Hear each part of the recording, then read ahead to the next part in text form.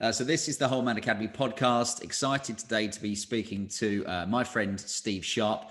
Steve is a high-achieving entrepreneur, most known for being a celebrity agent with a lavish and extravagant lifestyle, which we're going to touch on, a man of adventure. He's one of London's most notorious socialites and has a friends list that includes major US hip-hop stars, Hollywood actors, footballers, models, and even royalty. Steve, how are you and where are you, sir? Hey, I'm very good. Thank you very much, Anthony. I'm in the middle of London right now, so I'm in Southwark. So that's how I'm spending my lockdown. And you can see the view behind. So that's the London Eye, just kind of like over my. You can see that faint line there. Yeah. You can see the lighting's not doing its justice, but that's kind of roughly where I am. And am I correct in thinking that we went to the same school?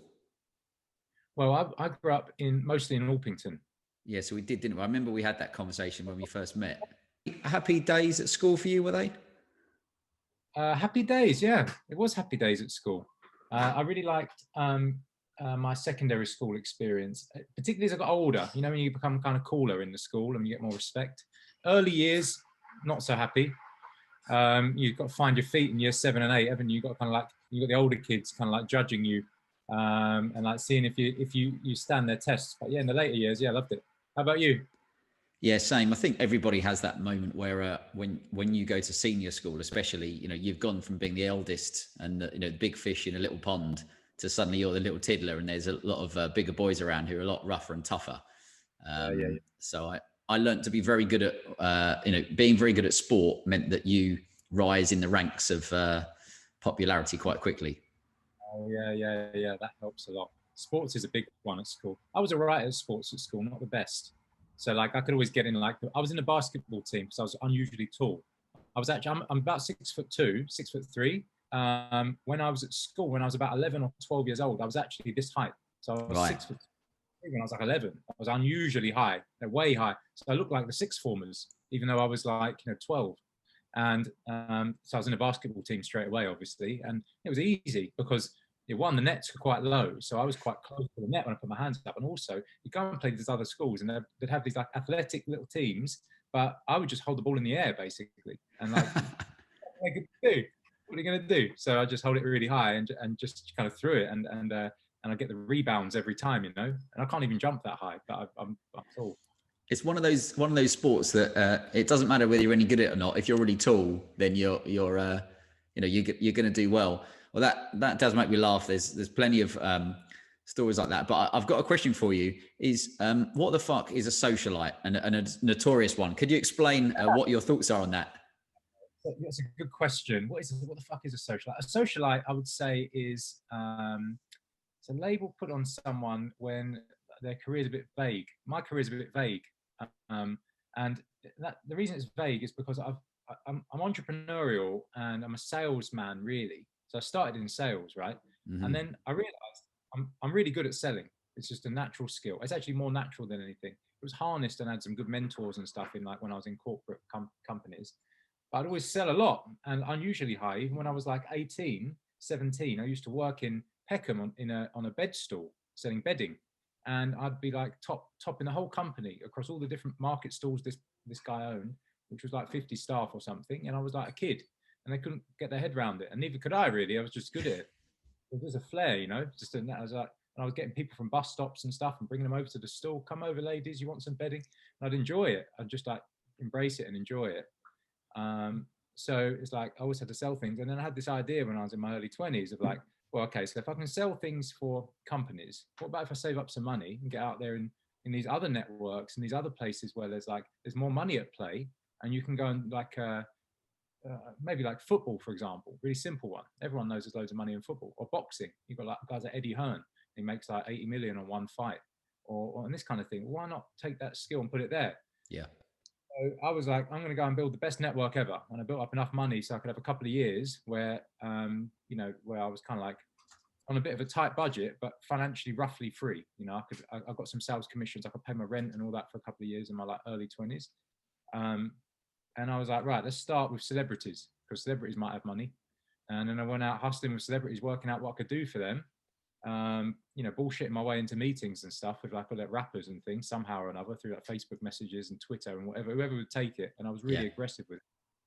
And over the years, I've realized there's loads of ways to make money with loads of people. And actually sometimes connecting networks is the best way to do it. So you might have a billionaire over here who's got like, but they're lonely, and then or they really want to be like hanging around with cool people, and you've got a footballer over here who'd love to get to know a billionaire because they might be able to do some business together and take their wealth to that level, property development and all the stuff they put their money into. And if you're the guy in the middle, and you've got a bit of commercial nous, then you can do things with those kind of things. So I've just been out hustling. Any event where I think I can meet someone cool, I went to it. And over time, this kind of magnetizing effect has happened as you know more people, because people need to know you to know that person. And that's, I would say, where that label comes from. It's a great answer. I think there's the old saying of, your net worth is your network. And, I'm a great believer in the many years of cultivating relationships. And that's come through the Whole Man Academy. You contacted me, I think, through Instagram. And now since starting the Whole Man Academy, there's a whole range of different guys from different companies and sectors that have got in touch that are, I think, looking for a bit of, and I hate the word networking necessarily because it sounds like David Brent, some wanky thing where you all hold business cards out, but it is that of, building up a selection of people around you who have got some really good contacts, and also you enjoy spending your time with is important. Oh, mate, 100%. I agree with the network is your net worth thing. 100%. As long as you're resourceful and you can do something with it. You've got to have that level of influence, I've seen people in businesses and they know everyone, and then they're like mates with everyone, and they seem to be the center of attention, and then they get sacked and they wonder why. And it's because they didn't really have any influence. They're just mates with everyone. Whereas, like, I realized over time, it's one thing collecting friends, it's another thing collecting trust, I suppose, and credibility.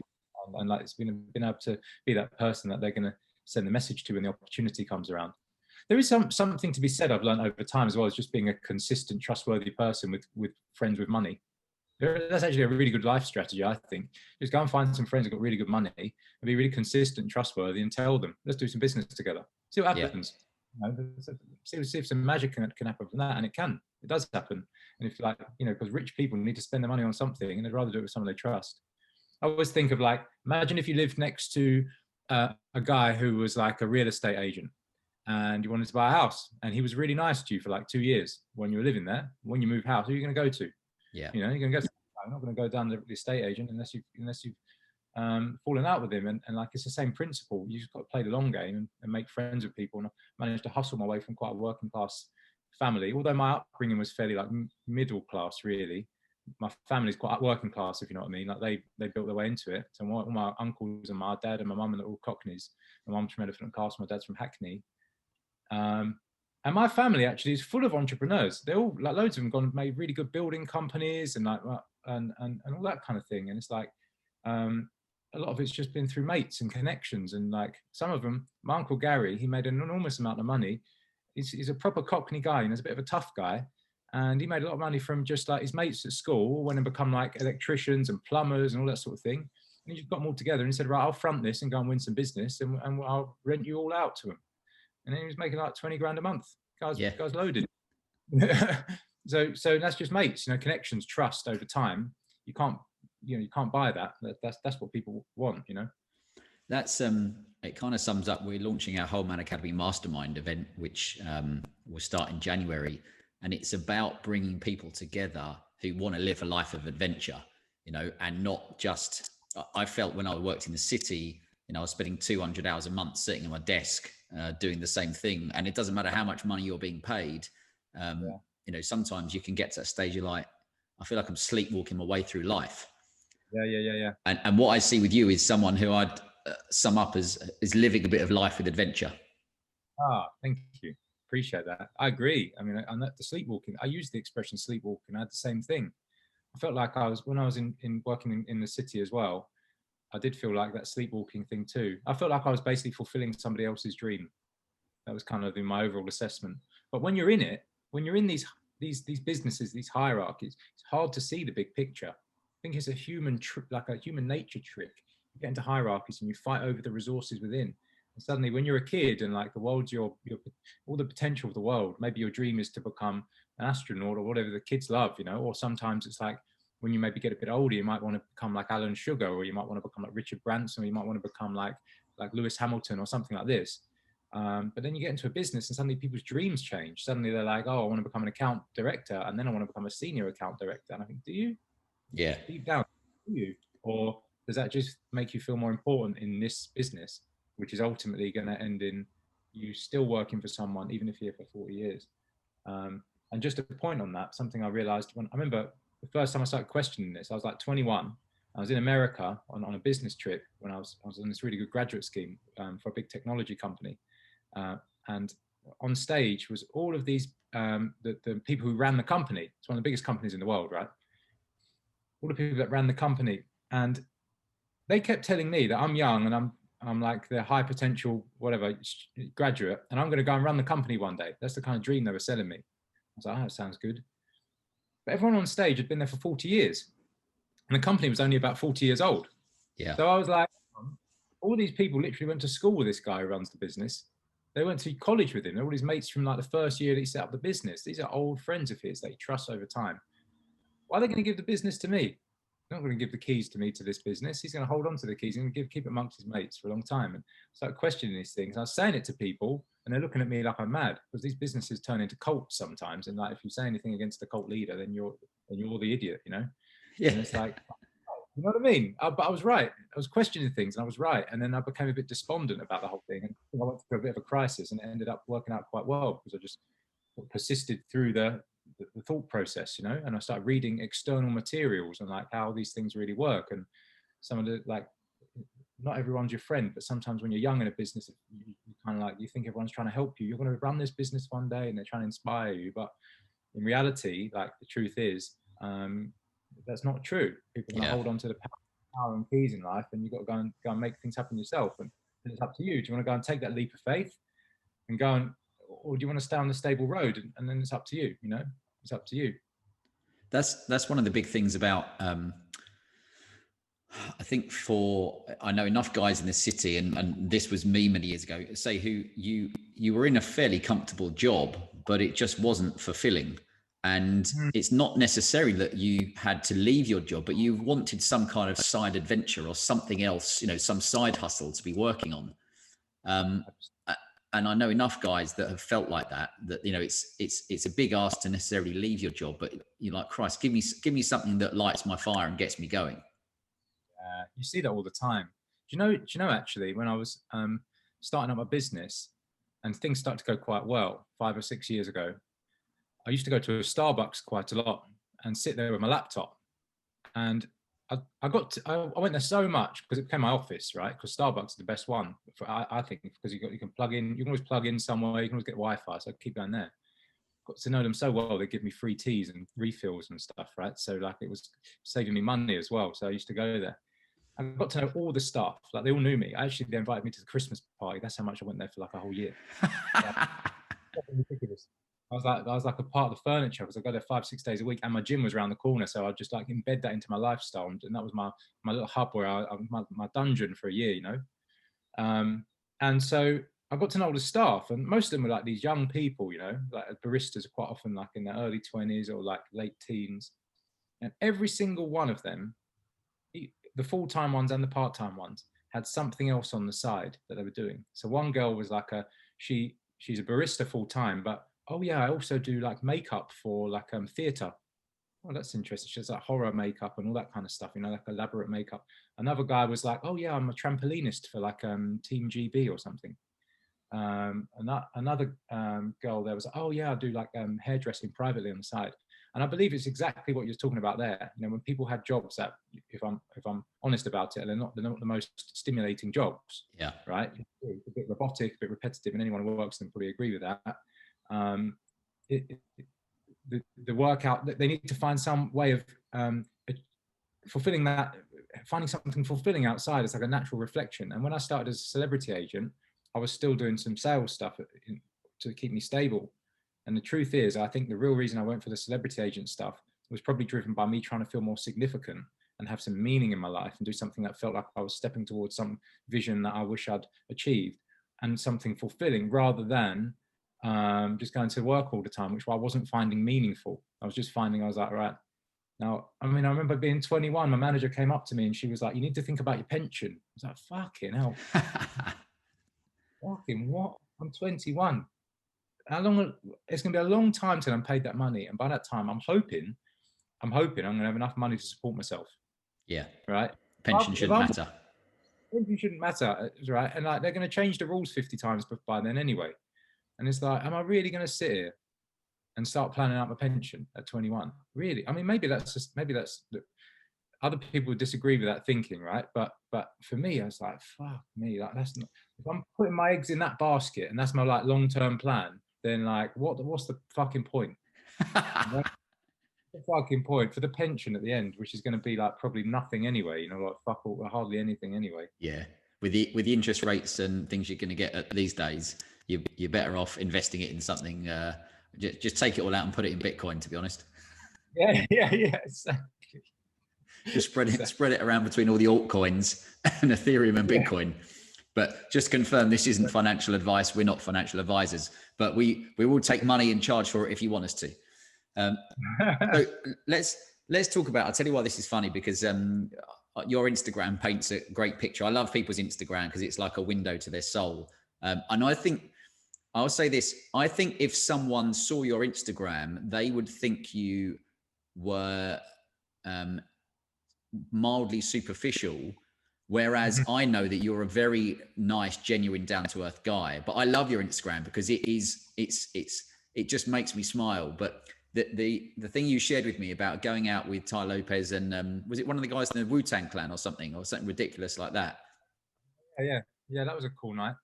Tell me about one or two of your most memorable nights you've had in these places, because I hit a few of these places before, and sometimes it can get a bit crazy. So just give us one or two of your gems.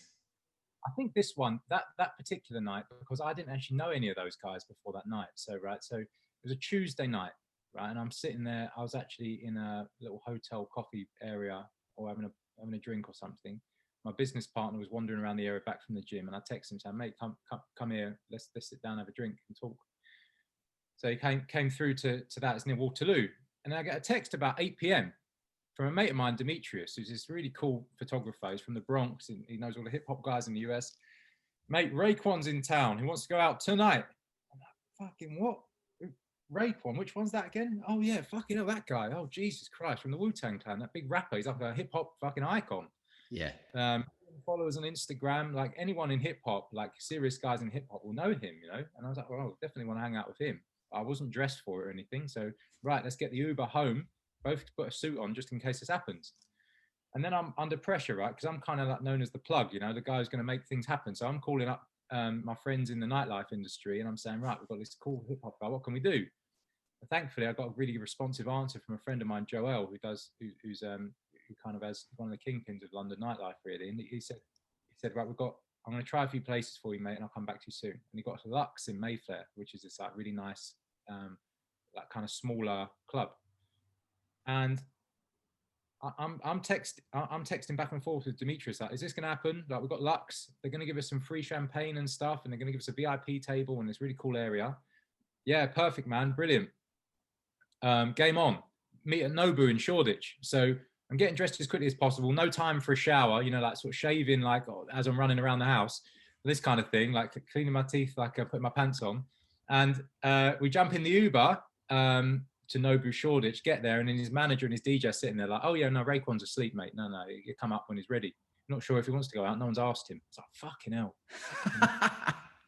Fucking hell. You know, like, I've used the Versace perfume for nothing. Yeah. And I'm like in this area, and he's like waiting, like, is anyone going to wake him up? Like, what are we going to do here? We sat here for an hour and a half talking to ourselves. Anyway, he comes downstairs eventually. He's like, oh yeah, let's go out. It'd be good. I'll put a hat on. And he goes upstairs. He puts his stuff on. He looked really cool.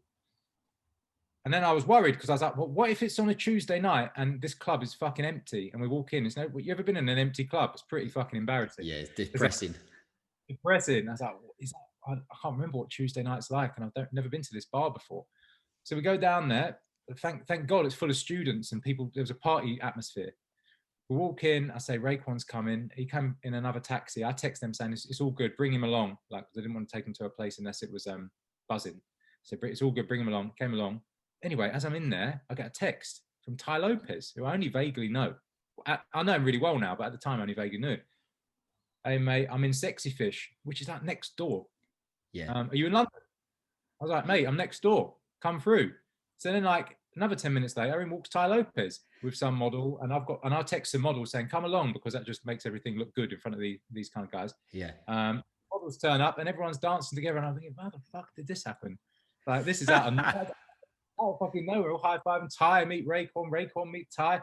They're all high-fiving. Oh, I like your music and all this kind of stuff. And like those kind of experiences, I suppose, only can happen if you build like a whirlwind of momentum around you.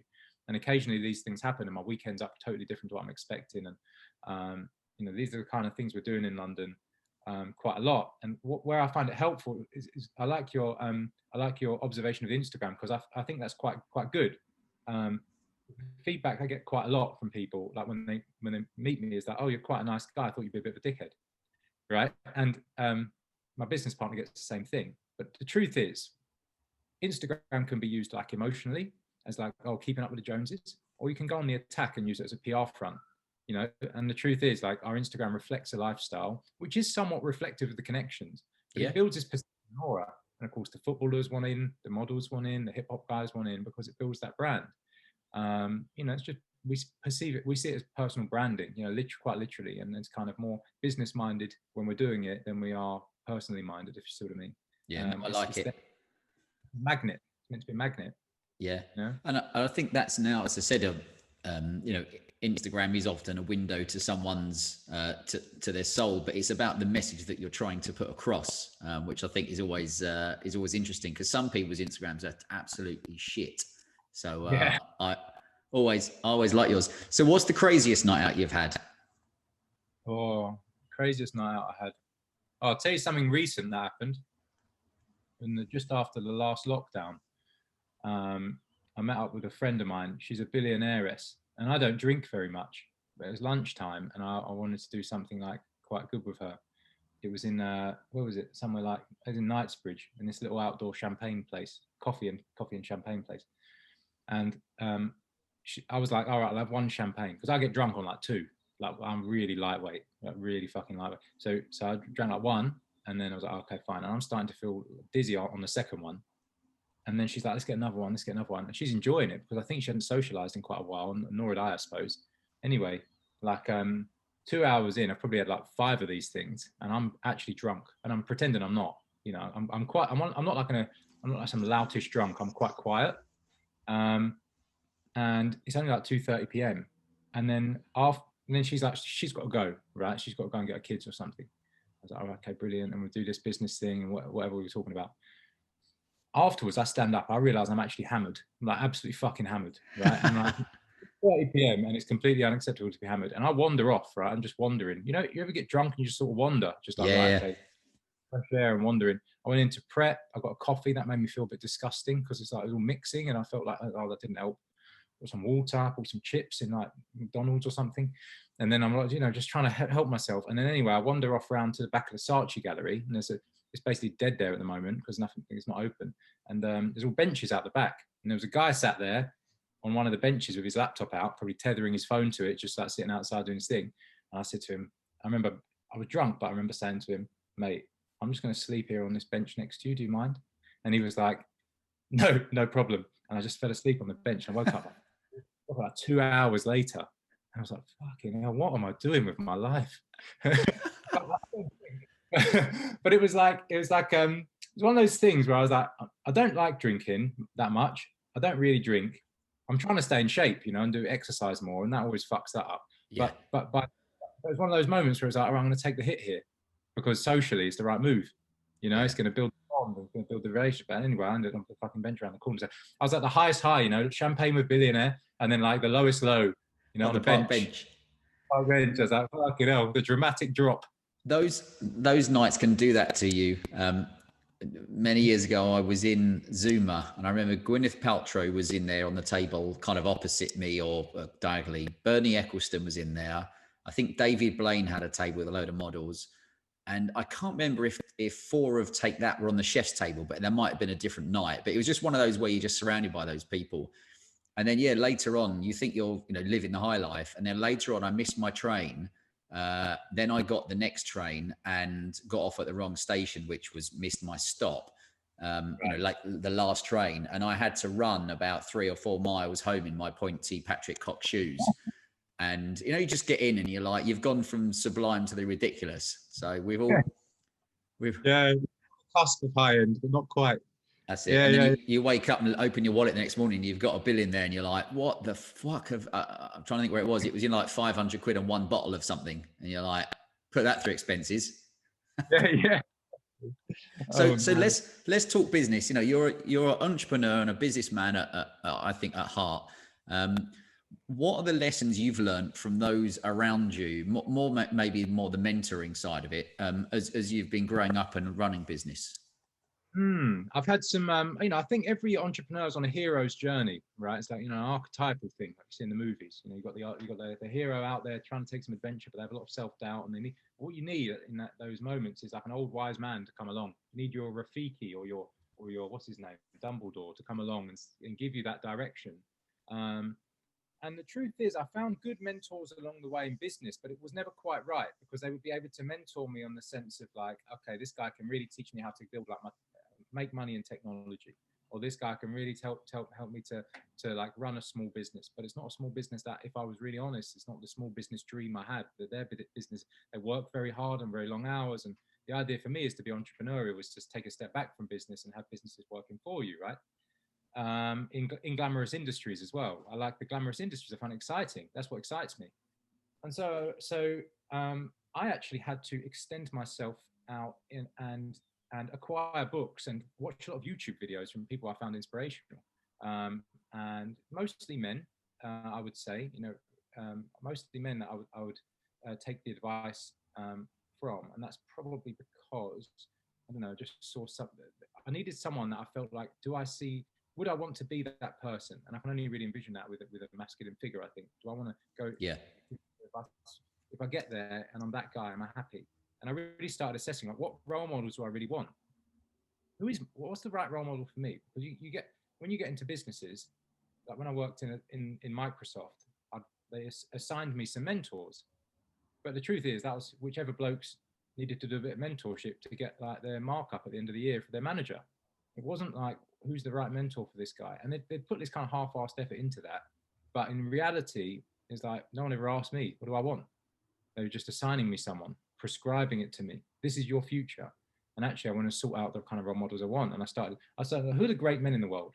That's a good starting question. Who are the great men?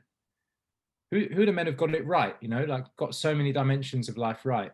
And I looked around and I would see, I looked at like Barack Obama. There's a good example. There's a guy who's like, he's a great communicator. Whatever you think of him politically, I mean, that's kind of irrelevant. It's more as a man, what's he achieved? He's achieved the highest heights in terms of his career. And or even looking back in the past, I'd look at like Julius Caesar. What a man, the guy was like running like half the world. Yeah. And then the next question came from my business partner, because we were going on these journeys together, and he'd say to me things like, look, we're both like senior directors and whatever in companies. He's like, but would Julius Caesar be happy with that?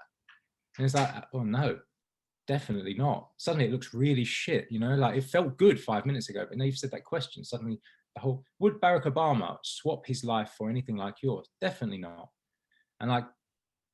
And also getting to know guys in high positions, like I started to get to know footballers and hip hop stars and stuff, and guys who've got really cool lives, and they've got an abundance of options of what they can do, and they've got a lot of respect, and they've got money, and some of them got very lovely families and stuff as well. Increasingly it normalized, and I realized these are just guys. They're actually just blokes. Yeah. Nothing more to it. There's an aura, there's a mystique around them. It's, that's that person, but they're high up the hierarchy socially, whatever, but they're actually just blokes. And like, the more you get to know them, the more you realize that, and the more you start to see them as peers or someone that you could actually go and become like. So I think there's that. These things seem ethereal from afar, but when you get in there, you realize it's not as ethereal as it seems. If there's any footballers listening to this, for example, they know what I mean. Like probably the idea of becoming Cristiano Ronaldo, like might be on your vision list, but it doesn't feel that ethereal, because you kind of know the path he took. He was an 18-year-old kid. He got snapped up by Man United. He had a really good coach who told him stop playing tricks with the ball and start getting results. And he did, and he started scoring 50 goals a season. And like then he became Ronaldo. And like, it was that simple. It's actually simple. I was just thinking as you said that, having, you know, Sir Alex, arguably the greatest, you know, football manager or coach in the world, as you say, it doesn't necessarily everybody's going to be amazing, but sometimes you need steering in the right direction and some nurturing to bring out the best in you. Yeah, absolutely. I mean, I'm a Man United fan, right? So I remember when Ronaldo joined and he had these noodles in his hair. Remember that, those little blonde bits in his hair? And he was like this kind of like looked totally different. Then he hadn't had all the surgery done, and he was this like skinny kid with loads of bags of talent. And he came on against Bolton, I think, in his debut, and he did like 50 step overs and ran around like 3 players, and then did fuck all. It just went off the pitch every time. Like, oh, another step over, bang, off the pitch, and like it looked like it was like, is this kid going to be one of these like flair players who achieves nothing? Or is he? And then Ronaldo, but I think Ferguson was his old wise man, right? That was the guy giving the empathy and the direction. Now, this do something, put the right mindset. And he just transformed him. He just absolutely transformed him into like, he was like, right, you're going to be a results-driven player now. You can see that's what he was going for. You're going to drive results here. And then they booted out Van Nistelrooy, and there was a gap there for the Man United's goal scorer, and it was Ronaldo. And he came and he stepped up to the mark, and then he became like unplayable. And then it just went on from there, and he became such a master of it. But he needed that old wise man figure, and I believe that like if he didn't have his Rafiki or his Dumbledore in Alex Ferguson, then he wouldn't have had that empathy, and he wouldn't have been disciplined in the right way, and he probably would have just been wasted talent, or much more average. And so that mentorship is pivotal. Actually, it's one of the most crucial things. And if you don't have it in a natural figure around, like YouTube and things like this, if you find the right people, it can work. And it's the same principle. And like go and figure it out. Who's giving you the truth? Who's giving you the real information? Who's trying to sell you bullshit as well? There's a lot of these business gurus out there selling bullshit. Like who's selling the real stuff? I was just thinking, YouTube is a good example. I've often said to people, maybe just pick 1 or 2 people and follow everything that they do. You know, instead of scattergun, I'm reading 12,000 books on personal development and business and this and that, is, you know, find someone that's doing exactly what you want to do or has done it, and absorb everything. And they might be dead, as in they don't have to be alive anymore. They could be someone that's left books and legacies and videos and everything else. There's a guy called Sid Banks, who was an old Scottish welder who kind of developed the insight of the 3 principles, and your mind can, you know, your thoughts control your feelings.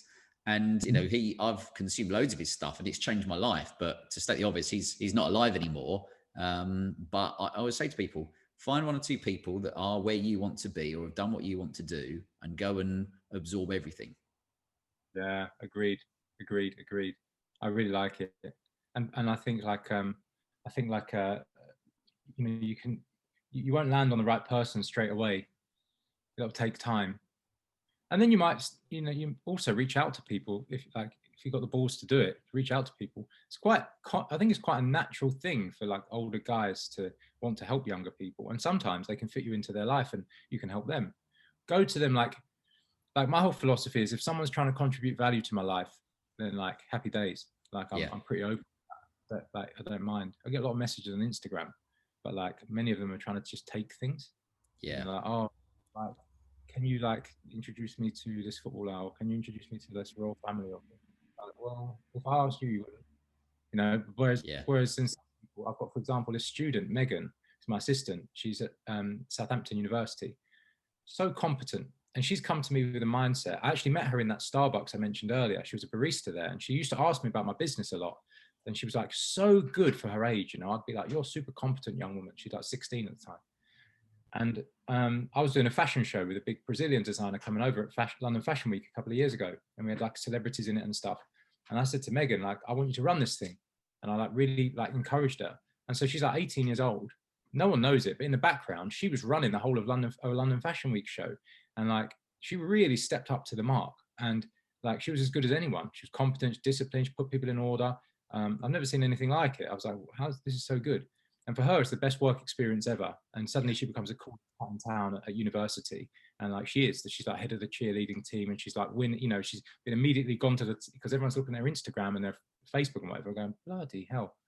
Because most of them are like, you know, you're a student. What have you done? Duke of Edinburgh, you know, like compared to like she's done a London Fashion Week show. Do you know what I'll tell you what she's become. And I say that, I don't know if you know who Daniel Priestley is. So he's written Key Personal Influence, 24 Assets, etc., etc. the Entrepreneurial Revolution, and I interviewed him on the podcast probably just as this lockdown scenario happened. But his book, Key Purse of Influence, is about once you start putting your head above everybody else by trying something different and maybe getting out of your comfort zone, suddenly people seek you out. And it's the same with the Whole Man Academy. You get messages from people and companies asking to do stuff or can you speak, because they know that you're hopefully someone that's an authoritative figure on the subjects that you're talking about. Interesting. Yeah, absolutely. And the relationship I have now with Megan is been about 3 years we've been working together. She's deep into university, midway through it now, and we still talk virtually every day. And she'll message me, Steve, what can I help with? Anything. And sometimes it's paid, sometimes it's more like she benefits from the work experience and the building the relationship with me. And of course, when she leaves university, I say to her, you just tell me which work experience you want to do, and I'll do everything I can to set it up. And of course, the contacts I have are like way beyond what you're going to have when you leave uni, 99% of the time. So if she wants to go and work at a football club for a little while, if she wants to go and work in politics, if she wants to go and work with like royal family, I could do all of these things with her. We really can. And it's like, how brilliant for her. And that all she's got to do in return for that is like, take a good attitude. And she has. Whereas like, there are other students who are more like, how can I get in the door? And they've got the wrong mindset. So if you're young and you're listening to this, actually, and I'm sure you've got some young men listeners, I would say, look for where you can bring value. And like, no one's expecting you to turn up with like, here's a free Lamborghini for you that I've nabbed. Like, if you turn up with a good attitude and you say, like, how can I support you? And you turn up with a good attitude and say, like, to an open person, some people are closed and they won't even respond to that. To find an open person and say, how can I provide value to you? You'd be surprised what people would want. And like, as long as you do a competent job of it and work to your strengths as well, don't like offer like something academic when you've got a practical mind and you're not an academic person, because you're going to fail. So do something that you can actually help with. If you're a practical person, you haven't got the academic skill, go to someone and say, look, next time you've got an event or something, can I come along and help you set up backstage? Brilliant. That's helpful. Yeah. That's actually always helpful. It's like, come along, be practical, and then the next time, then you're going to build all the contacts that nobody else has and get there with a good attitude, smile, and be supportive, and that's all you need. Simple as that. People want people they can trust, rely on, be consistent. And I find a lot of people have a bit of a victim mindset, and quite often those people are the ones first to moan. And I see their Instagram stories saying like, the world's against me, and like, it's so hard, and people have such unfair advantages above me. And they're the people that have let me down, that they haven't turned up to something they promised to turn up to, and they've made me look bad, or potentially could have looked bad, or they said, yeah, I'm going to come to this fashion shoot, which is paid for, or whatever, and they just haven't shown up, or they've shown up 2 hours late, and then, oh, woe is me, the victim. And I think, come on, why would anyone want to pay you to do something? Why would they want to? Yeah. It's their hard-earned money. Like, they can go to their kids, that money, and their inheritance, but they can go on some nice meal with their family, or it can go in your pocket. And if you're not going to turn up, why are they going to risk it? That's you said something I was thinking as we were discussing it. I remember with one of the podcast hosts I was listening to, and I think he'd interviewed, I think it's one of the biggest podcasts that Ty Lopez had been on. But I remember Brian saying, please don't contact me and say, I'd love to pick your brain and buy you a coffee. He's like, bring me just an idea, which is cost you nothing, but, or a connection, an idea or a connection, or a, can I do something for you? Instead of saying, hi, you're in a position of power. Can I come and, kind of drain your brain? When he's like, do you know what, just come and do something different, instead of being the millionth person that said, I'd love to just catch you for a coffee. Oh, 1,000% agree. Yeah, it's not enough value, but you can offer value as a young person, right? Or maybe not a young person, someone who's trying to do something different. You can always find a way. You just got to think creatively, like what, and like try and get in the other person's head, like assess their life. Like, what's this person trying to do? Like, for example, me, right? So someone's trying to get in, provide value to me somehow. They might look, they go, well, this guy's obviously doing some PR, right? He's obviously got PR is the forefront of his business. Okay, that's interesting. What if I said to him, oh, a couple of my friends are like aspiring models. Is that useful for your PR? They'd love to come along and do a photo shoot with you. Okay, cool. That could be interesting. Or what about they say, okay, so when you do photo shoots and you do PR and this kind of stuff, Do you need anyone backstage helping with the camera? Do you need someone to film behind the scenes? Yeah. I'll come along. Sure, man. Cool. Come along. It also starts a relationship and some trust, doesn't it? 100%. And it's like, it makes you think, oh, this person's trying to add help. They're trying to help and on the journey. And people often, there's this kind of like theory from the outset that like, oh, anyone who's got anything has just like been given it on a plate, right? A lot of people have this mindset. Yeah, but it's like, okay, so like, let's take a Premier League footballer. Okay, they get paid an extortionate amount of money, and it might seem unreasonable if you compare it to like something that, you know, like nursing or whatever. The footballers would be the first ones to agree with that. It's an enormous amount of money, but at the end of the day, that's the way the market works, right? So, and like, they didn't see the hours and hours and hours when they were like 11 and like giving up time all the time to kick a football. And they're really, and they're training every morning, and the competent professional ones go right to the top. And like, that's the way it is. So it's like, and they have often worked quite hard for it. So quite often when the other person was sitting at home on their PlayStation, partying, yeah, they're out running or they're out kicking a ball. And like, there are sacrifices that have to be made at a very young age. And those that have that discipline and that mindset go quite far. And so there's no point in judging. You know, there's no point in judging from afar. The best thing to do is to accept the realities of the world and navigate your way between it. You know, like life's a game. It's a game of strategy. It's like Monopoly. You know, like in Monopoly, some people clock that if you buy all the properties, you win, right? And some people don't. And sometimes you play against those people who don't clock that. And what they do is they just like, they're random and they say, no, they land on Mayfair. They've got loads of money. They go, no, I'm going to save my money. You go, what bloody hell you do that? You're going to lose, man. And an hour later, they're handing over £1,000 for the land on your hotel. Exactly. Yeah, exactly. And you think, oh man, that was a poor move. And like the game of Monopoly is like, it's like buy as many properties as you can. And once you figure that strategy out in life, it's like you're 9 times out of 10, you're going to win Monopoly against someone who doesn't know that. And it's the same as life. You've got to figure out the game, accept the rules, and play it as best you can. And like the first thing to do, I think a lot of people don't understand the rules of the game. They're just moaning about the rules. And it's like, oh, this is unfair, that's unfair. And it's like, okay, life is unfair. There's unfair advantages some people have. And quite often the people complaining have unfair advantages. You know, quite often they do have unfair advantages. Like if you live in the UK or you grew up in, say, the US or the UK or France or any of the Western countries, like I'm sure half the people in Somalia would trade their place with you in terms of unfair advantages. So like think a bit bigger, you know, or someone from the Victorian era, you know, it's like they would trade their position with you every day of the week. So talk about unfair advantages. Anyone born in these countries virtually has an unfair advantage over the rest of the world. So it's like, you know, what are you going to do? You're going to complain or you're going to get on with it? And I think taking that mindset and attacking life a bit more combatively and being a bit more like, right, okay, how are we going to do this? And having a fighting spirit, being a bit like, and having that approach to life gets you quite far. That, you know, that complaining, I know, you know, I've met people in my life that they end up draining your energy because you're like, listen, you keep fucking complaining. Fine to tell me what's up going on. I'm your friend, but if you keep on complaining all the time, it's going to drain your energy. I know there's a great saying, which is, you know, 80% of people don't care about your problems and 20% are glad you've got them. That's probably true. I like that. Yeah, it's true, man. It's repellent. It's actually, you know, every time you pick up the phone to someone, you get negative energy. I'm not going to pick up the phone anymore. I wouldn't. Yeah. Never, man. I had it with a guy I knew in the fashion industry, like quite talented. He wanted to do a lot of work with me. He would meet up quite a lot, but he was such a moaner. On my fucking nerves after a while. I was like, oh, I can't be bothered. Every time I go to this guy, I feel like I need to like listen to all his problems. I can't be fucking bothered. And I'll go, then you find someone else who does the same thing, but they do it with a positive mindset and they're like aspiring. You think, fucking, what a relief, you know? Yeah.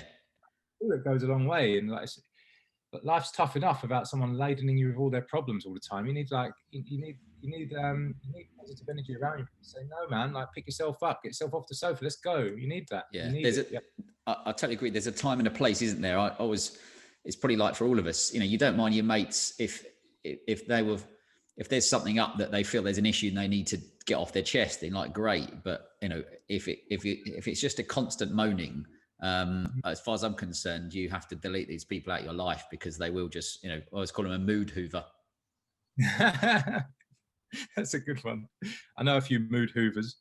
There's a book called Man's Search for Meaning by Viktor Frankl. It's a bit of a classic. It's like a short book, and he's a psychoanalyst. And he kind of followed on from Freud's work. And he was in Auschwitz. He was actually one of the people, and it says it's an unusual situation where you've got a guy who's a trained psychoanalyst of a very high standard, but he's a Jew and he's been taken into Auschwitz. And I find I'm of Jewish heritage, so I'm quite, I take a bit of an interest in these things. And kind of the first half of the book is basically a very matter-of-fact explanation of what went on. It's not emotional. It's very much like, and then I had one tiny piece of bread a day, and we'd have to live off that, and then we'd be working until 7 in the morning in the ice cold. People would have frostbite. We were down to like, 50, like some people were like 50 pounds of weight heavy, like really, really light, all this kind of stuff. And when you read it, it's so horrific.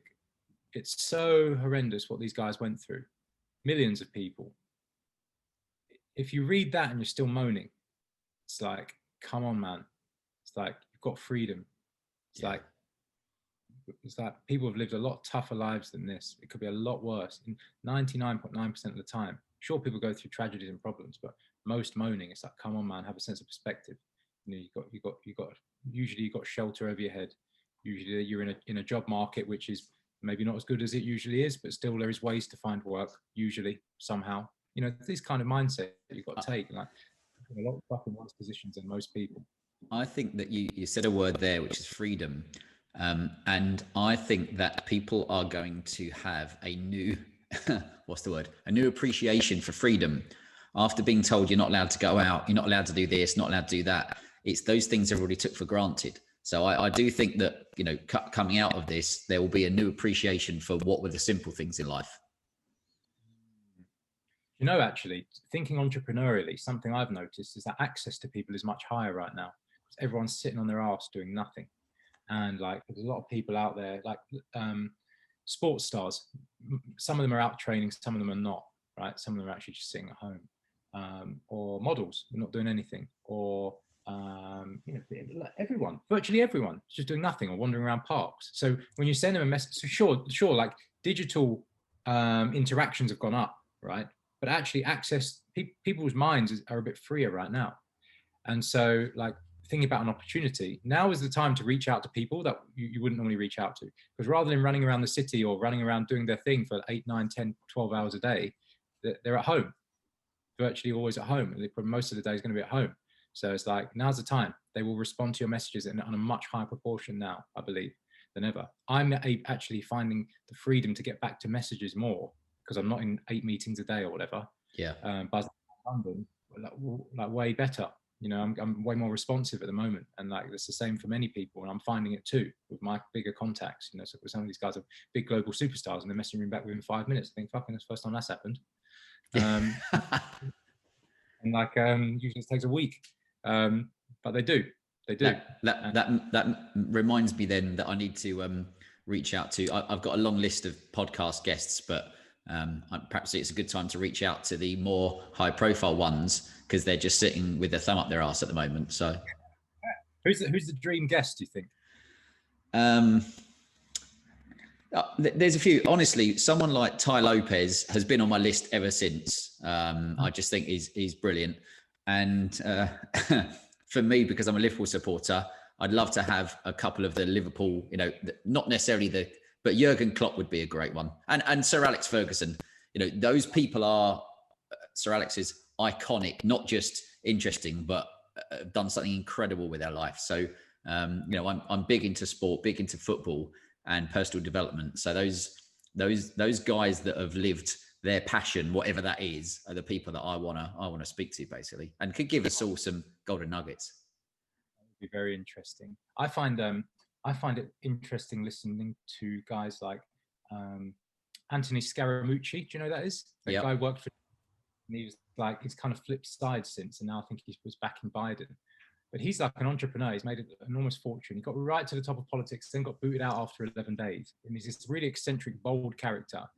But I always think these guys like, fucking, this guy, a guy from like the middle of nowhere. I think he grew up in quite humble beginnings. And like that, how are you bloody like communications director of the White? How hard is that to achieve? And why him?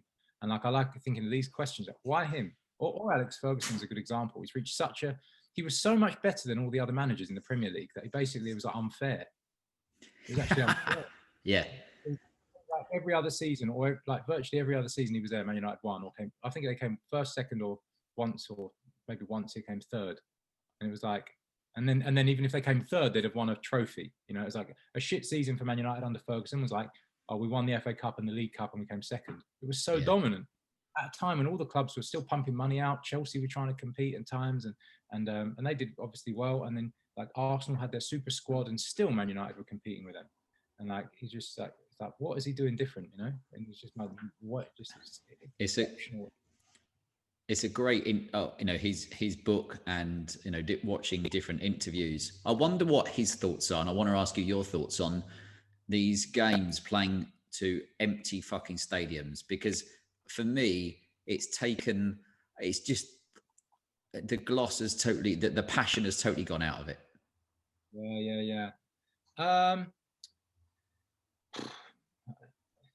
It's a bit, I wouldn't watch it as a spectator sport. I wouldn't be so encouraged to.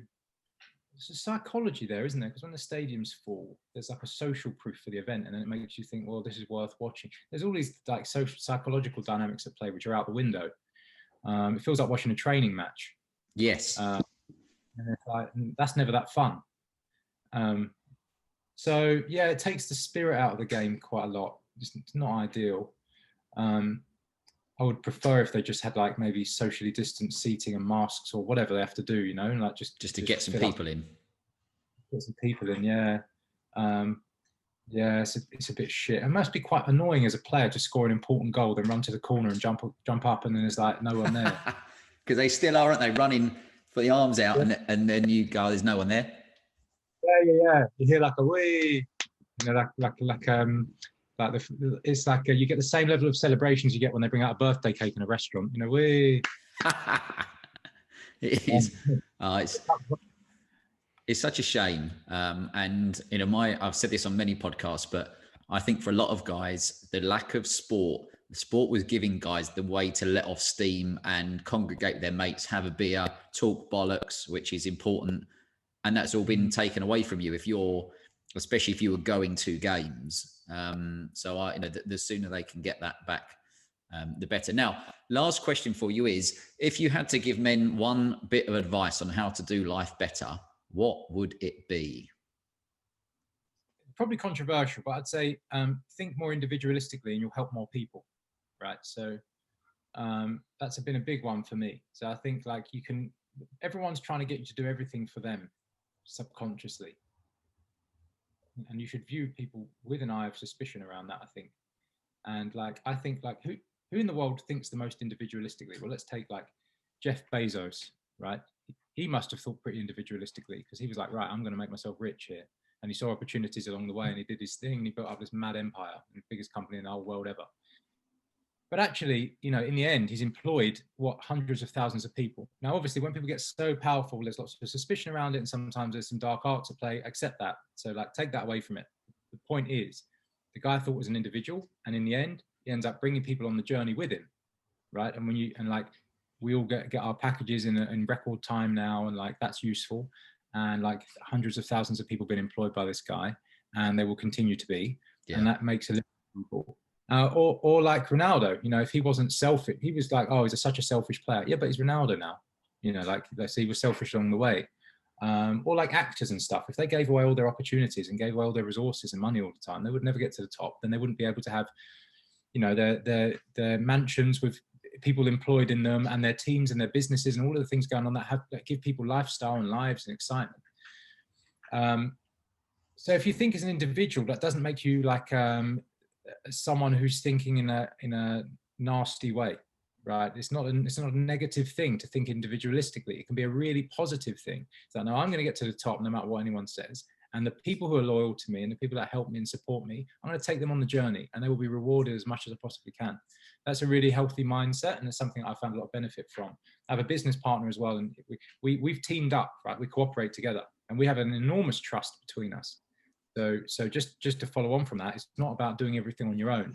You building that team, that bond, and now together we kind of think as one individual. Like how we share a bank account, we share everything. Like we have an enormous level of trust. We're like brothers, and it's like, how are we going to take ourselves to the top? And when we have great people that want to contribute and like want to be part of our journey and want to help us, and also that we can reciprocally help, then every day of the week. But you'll find as you rise up above people and you do impressive things and important things, you build businesses, and even if you get moderate success, you'll get some funny comments and you'll get some suspicion from people, and you'll get people say things that you don't necessarily want to hear. And you have to realize that not everyone's on your side.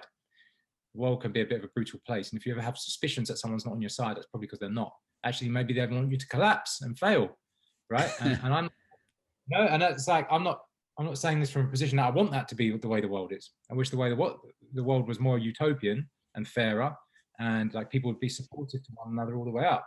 And that's why things like the whole Man Academy are so important, because there's a sincere effort to be supportive to a community, bring people together, cross industry, build those bonds between men and women and whoever wants to participate in it. And that's such a healthy endeavor, that cooperation. But that needs to be led by somebody. And now I'm sure, and you have as well, you know, when people want to, you know, I approached you, didn't I, a long time ago. I said, this is something I really believe in. And like, I like the look of this, mate, like, let's talk.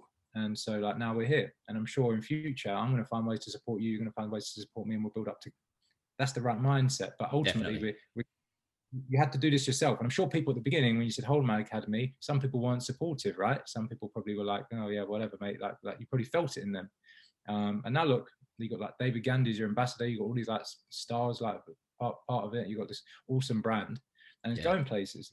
And it takes time, doesn't it? I think you know that as well. You know, I always think with, call it footballers that have got to the top, or these different people, it's not overnight things, it's the background work. And same for me, you know, I spend many hours doing interviews and talks and stuff that I don't put on Instagram. And, you know, you've spoken to some really big companies, and I don't necessarily publish it all, but it takes time, effort, elbow grease, and, you know, sometimes long hours. But the important thing is, you know, you're making an impact, a positive impact on other people's lives. Yeah, I heard that quote from an ex-president. I can't remember which one, but he said, "Stay the long course." It was just before he died. It was his last message to me. He said, "Stay the long course." Like, I quite like that. It stuck with me. So basically, play the long game. You know, like you say, be consistent over time. And I've heard that from lots of people in successful positions. Be consistent over time, and make sure you're going upwards as well. Like, make sure the steps you're making are not too many sideways steps. You obviously need to do some lateral stuff, but you want to be climbing. You know, like, where's my next big move? Where's my next step upwards? Make sure it is upwards, and that you're measuring that, and you're thinking like, is this right? You know, am I doing something here tangential, or am I doing something here contributory? Because it's so easy to, particularly if you're creative. I'm quite creative. I need my business partner to tell me, mate, that's shit, mate. What the fuck are you doing? And he keeps me on track, you know, because he's like the order to my chaos. And I've got the potential to do all sorts of exciting things, but if I'm left on my own without that strategy and that structure and that guidance, I'll go off on different tangents. Yeah. You know, if you are chaotic, find someone orderly. And if you are orderly, find someone a bit chaotic. That's a good bit of advice as well. Yin and yang always works. You know? Mix it up a bit. Yeah, you need the creative, you need the gut, but then they get carried away. They go a bit boundless, you know. They go, watch them cook, you know, like I'm sitting in the kitchen, it's a fucking mess, right?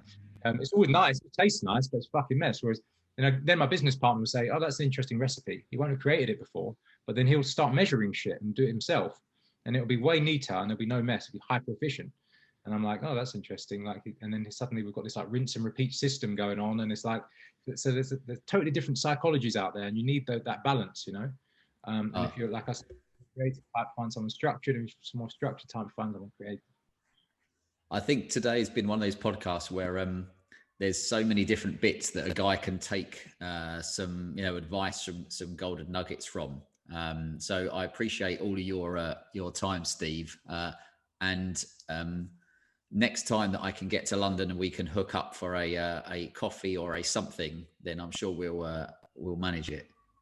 I would love to, mate. Anytime, mate. And yeah, great. And love what you're doing at Whole Man Academy as well. It's awesome. Appreciate it. All right, Steve, I'll speak to you soon. Cheers, mate. Thank you.